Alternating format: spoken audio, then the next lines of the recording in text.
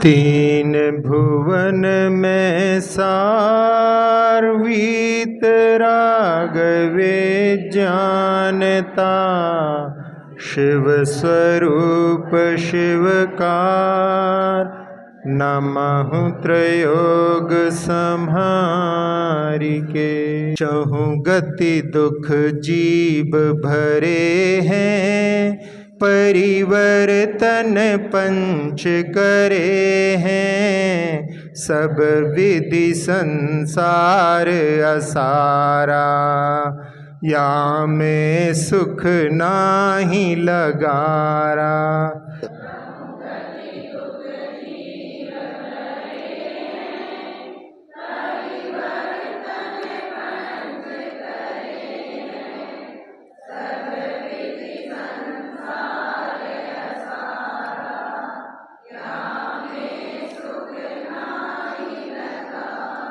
हाँ, संसार भावना के बारे में कह रहे हैं कि ये चारों गतियों के जीव संसार में हैं और सब दुखों को भोगते हैं, और 5 परावर्तन जो होते हैं, परिवर्तन जीव करता रहता है, जिसमें द्रव्य, क्षेत्र, काल, भव और भाव, ऐसे 5 परावर्तन जीव के चलते रहते हैं। अनादिकाल से जीव संसार में हैं तो कई बार ये 5 परावर्तन हो जाते हैं। जो आगे आगे के परावर्तन परिवर्तन हैं वो अनंत अनंत गुणे होते हैं। इस प्रकार से उन सभी परावर्तनों को जीव ने कई बार किया है, और सब प्रकार से, सब विधि यानी सब प्रकार से ये संसार असारा यानी कोई सारभूत नहीं है।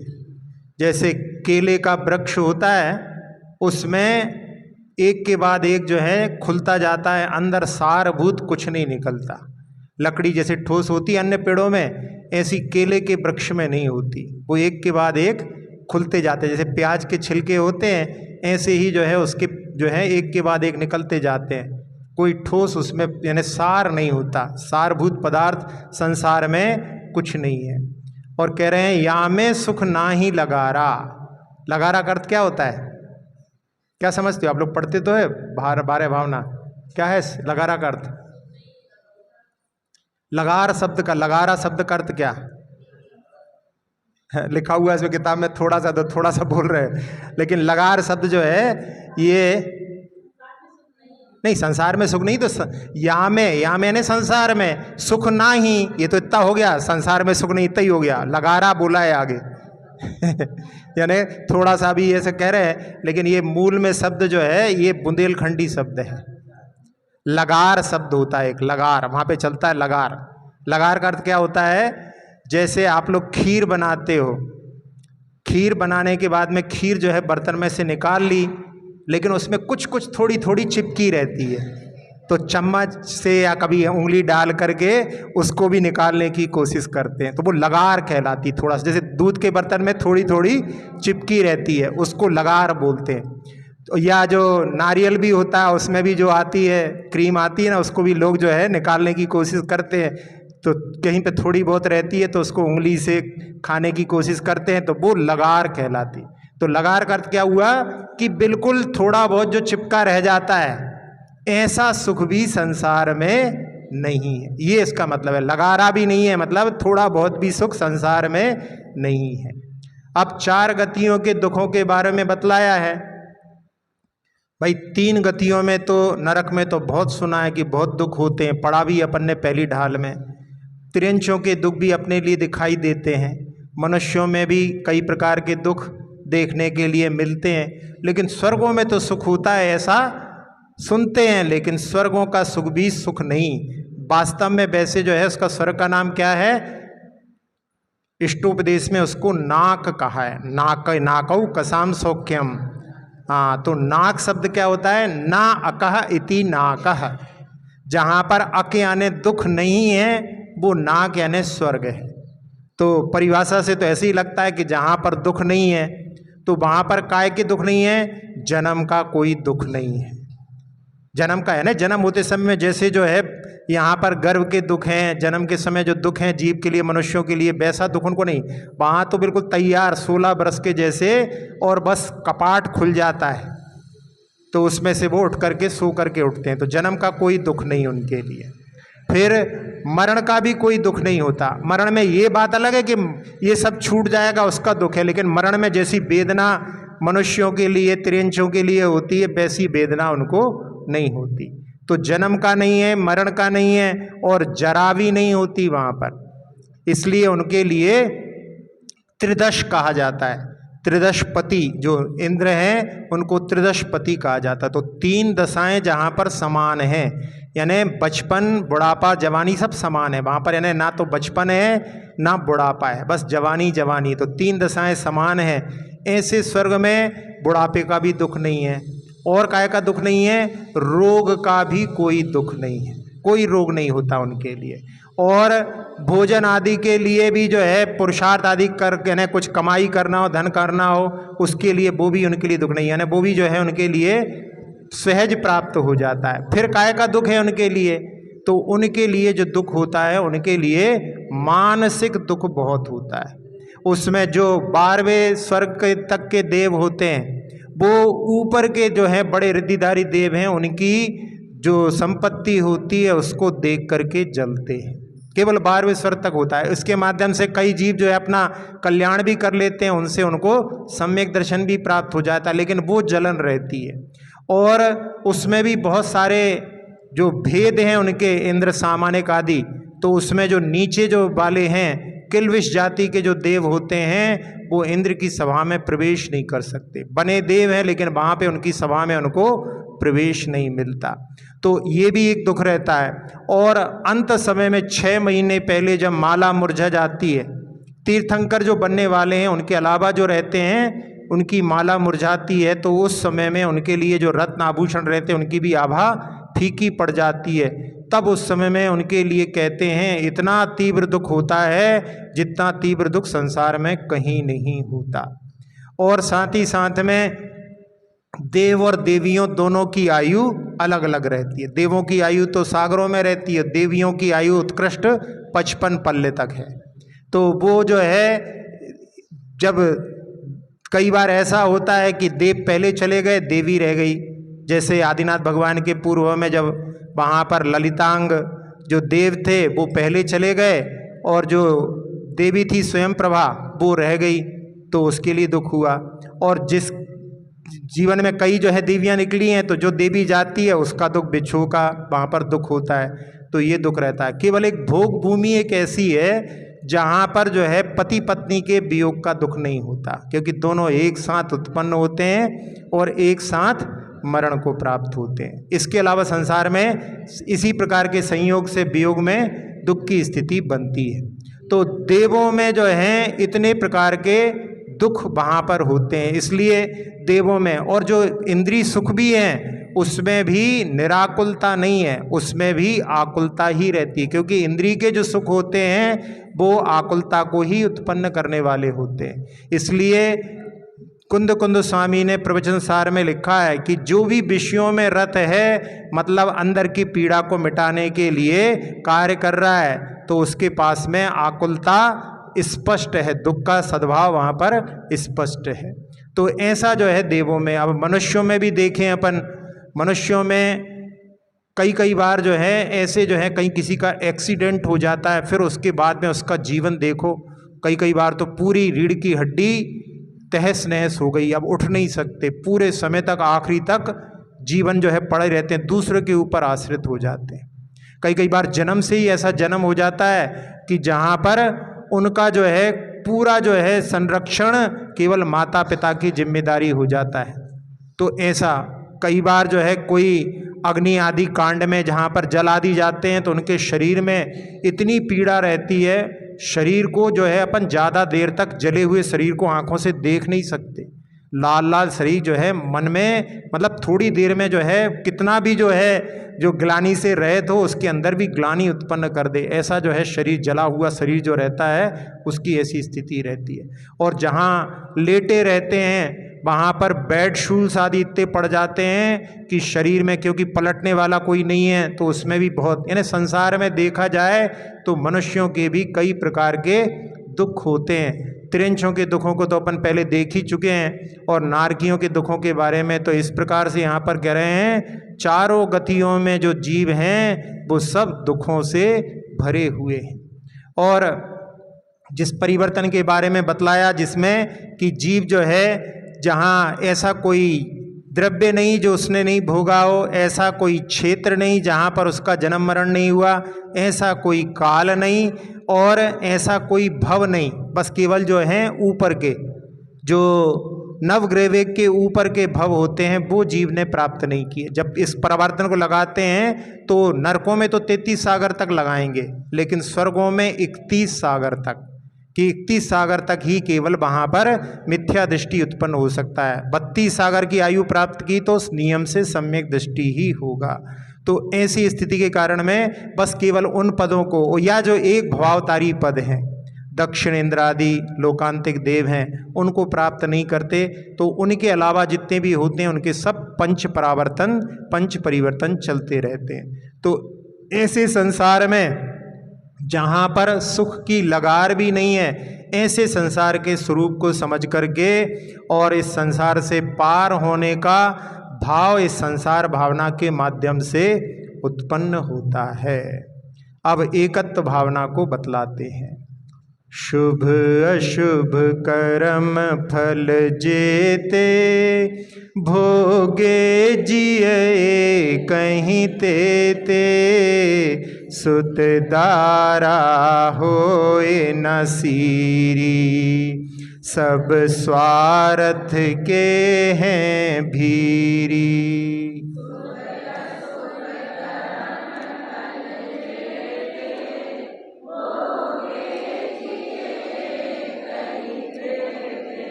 हाँ, एकत्व भावना की जीव जो है अकेला जन्म लेता है और अकेला मरण को प्राप्त होता है और अकेला ही सारे सुख दुख को भोगता है। तो यहाँ शुभ और अशुभ कर्म फल जितने भी हैं वो जीव को अकेले ही भोगना पड़ते हैं। शरीर में ही अपन देखो, यदि एक हाथ में पीड़ा हो रही हो, अपन सोचो कि दूसरा हाथ उसको बांट ले, तो वो बांटने में समर्थ नहीं, बाकी दूसरे और क्या बांटेंगे। तो इसलिए जो है शुभ और अशुभ कर्म का फल जीव अकेले ही भोगता है और कोई भी उसका सहायी नहीं होता, चाहे पुत्र हो चाहे पत्नी हो, कोई भी जो है उसके भागीदार हिस्सेदार नहीं बनते। और हिस्सा किस में रहता है? स्वार्थ में सबका हिस्सा रहता है। तब जो है स्वार्थ के लिए सब लोग जो हैं एक दूसरे के लिए, बच्चा भी जब रोता है जब उसको भूख लगती है, नहीं तो भूख नहीं लगती तो वो भी कोई भी गोद में खिलाता रहे, तो जब माँ को याद तब करेगा जब उसको भूख लगेगी। तो ये स्वार्थ का संसार है। ऐसे स्वरूप को समझ करके यहाँ पर एकत्व भावना, जिसमें जीव, जहाँ इष्टोपदेश में आता है कि जहाँ एक वृक्ष पर आकर के रुक गए और सब जो हैं अपनी अपनी जगह पर उड़ जाते हैं। इस भावना के, एकत्व भावना का जो चिंतन करते हैं, फिर उनका जो है सब परिवार आदि जिनसे जो अपना बहुत राग रहता है वो दूर हो जाता है। रहते सबके बीच में, जैसे पहले सम्यक दृष्टि के बारे में भी कहा था, रहना सबके बीच में है, लेकिन अपने स्वरूप को जो है बार बार जो है सम्यक दृष्टि चिंतन करता रहता है, उसमें वो गाफिल नहीं होता। और उनके निमित्त से जो परिवारजन हैं, उनके निमित्त से पाप आदि करके भी जो है धनार्जन आदि करने के लिए वो प्रवृत्ति नहीं करता। वाल्मीकि नाम सुना होगा आपने, वो पहले सुनते हैं कि डाकू थे, और जब एक साधु को उन्होंने पकड़ा और कहा कि निकालो संपत्ति जो तुम्हारे पास रखी है, तो उन्होंने कहा कि ये पाप जो है तुम भोग रहे हो, कर रहे हो, यहाँ पर अकेले भोगोगे कि पूरा तुम्हारा परिवार भी भोगेगा? तो कहने लगे क्यों नहीं भोगेगा, जब परिवार सब हमारी कमाई खाता है तो वो पाप भी भोगेगा। तो कहने लगे तुम गलत फहमी में हो, सब जो हैं स्वार्थ के साथी होते हैं, पुण्य में सब भेले हो जाएंगे, यदि तुम्हें जेल दी जाएगी तब कोई नहीं आएगा तुम्हारे साथ में। अरे कहले कैसे नहीं आएगा है?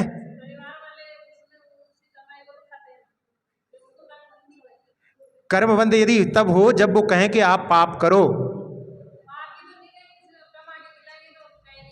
नहीं नहीं, हम ये कह रहे हैं ना, आप वो यदि परिवार वाले कहें कि आप पाप करके कमा के लाओ, वो तो कहते हैं आपकी जिम्मेदारी है, आप जैसे कमाओ आपके ऊपर है, आप यदि अच्छे से कमाओ तो आपके ऊपर है, पाप से कमाओ तो आपके ऊपर है। अब ये तो नहीं करे कि आप पाप करके हमें ले करके आओ, तो जिम्मेदारी तो जो करने वाला है उसकी है, घर परिवार वाले की थोड़ी जिम्मेदारी है।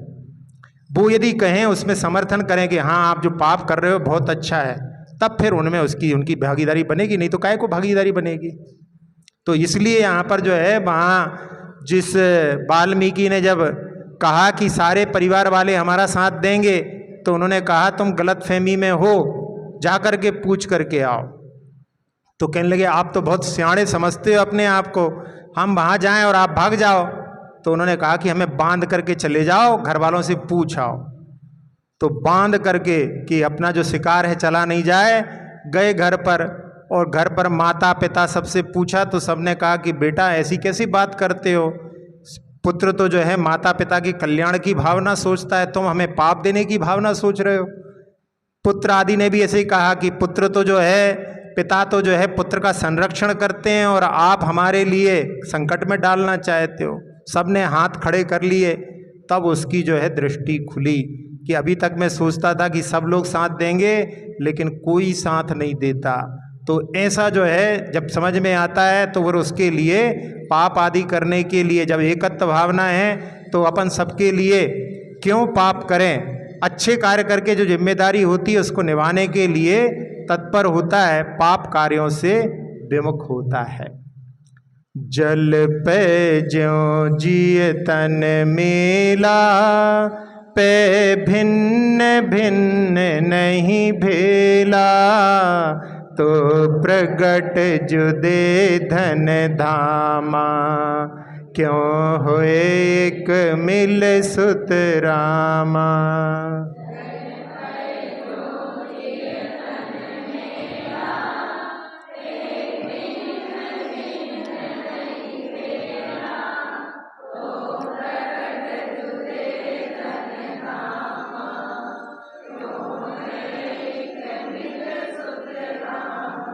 हाँ, अन्यत्र भावना के बारे में कह रहे हैं कि जैसे जल और दूध मिलकर के एक में एक हो जाता है, ऐसे ही जीव और तन मिलकर के एक में एक जैसे हो जाते हैं और अलग अलग अपने को अनुभव में नहीं आते।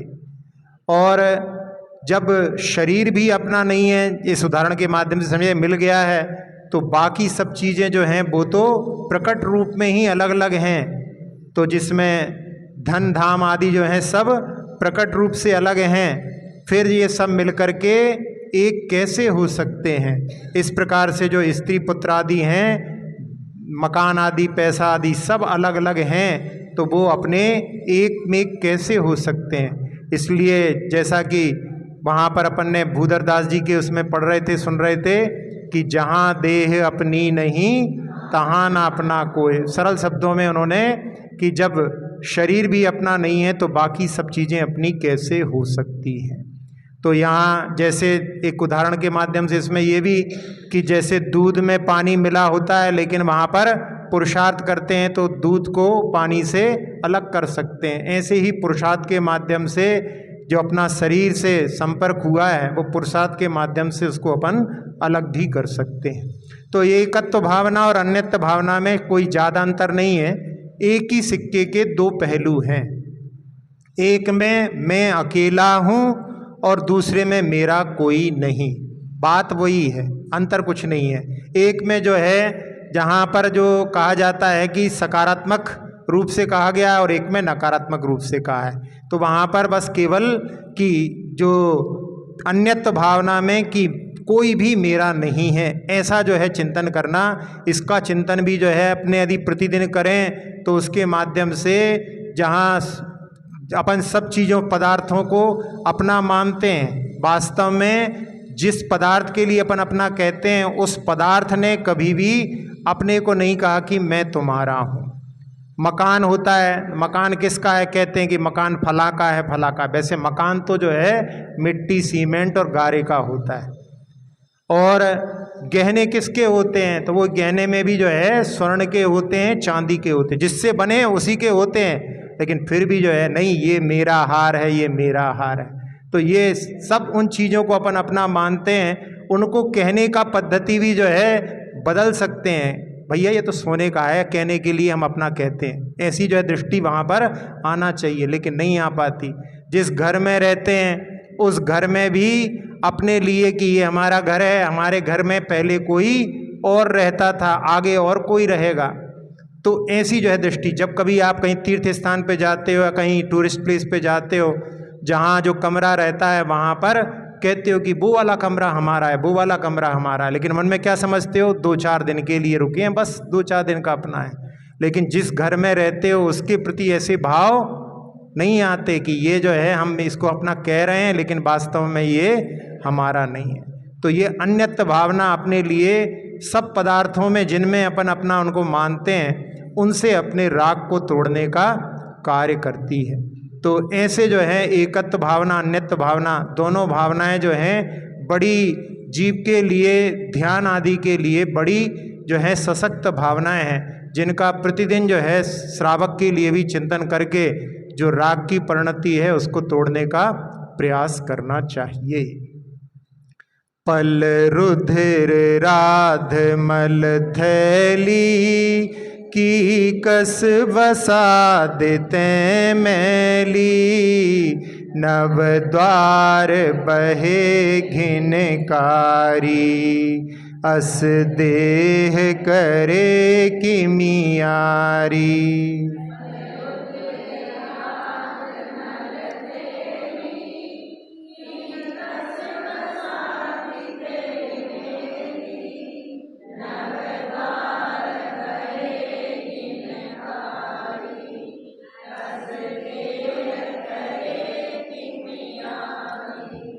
शरीर की असुचिता का वर्णन कर रहे हैं। पल यानी होता है मांस, रुधिर, राध यानी जो गलित जो रक्त होता है, पीप आदि, उसको राध कहते हैं। और मल की थैली, कीकस यानी होते हैं हड्डियां, जो स्कल्टन होता है पूरा स्ट्रक्चर वो हड्डियों का बना हुआ, वो कीकस कहलाता है।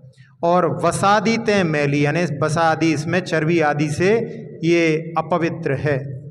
और इसमें नव द्वार बहें घिनकारी, इसमें नव द्वार हैं जो कि हमेशा जिनसे जो श्राव होता है वो घृणा को उत्पन्न करने वाला है। और अस देह करे कि मैं आरी, यानी ऐसी देह से कैसे प्रीति करते हो। आचार्य श्री इसकी जो है जब बोलते थे कि ऐसा ना बोल करके ये बोलना चाहिए, अस देह करें हम यारी, ऐसी देव से, ऐसे घृणित पदार्थ से हम जो है प्रीति करते हैं। तो ऐसा जो है असुचि भावना में कि ये ऐसा अपवित्र शरीर है, तो इसका मतलब क्या है कि इससे द्वेष करें? नहीं, द्वेष करने के लिए भी नहीं, इससे जो राग है उसको घटाने के लिए ये जो है भावना है। जो कि अपने लिए शरीर किसके लिए प्राप्त हुआ था? सेवा के लिए प्राप्त हुआ था। ये शरीर नौकर है, सेवक है, और मालिक यदि सेवक का सेवक बन जाए तो ये बहुत बड़ा दुर्भाग्य है।